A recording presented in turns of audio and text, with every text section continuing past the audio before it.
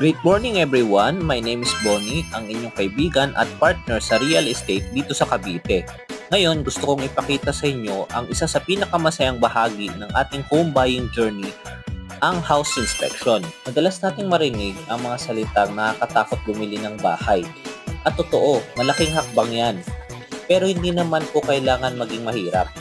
Recently lang, kasama natin sila Sir John habang tinitignan nila ang magiging bahay nila sa unang pagkakataon.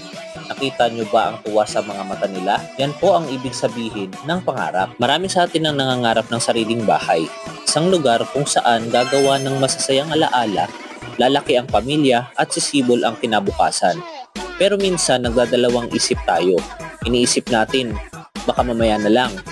Pero gusto kong sabihin sa inyo, mga mahal kong magiging homeowners, wala nang mas magandang panahon para mag-invest sa inyong kinabukasan kundi ngayon. Kung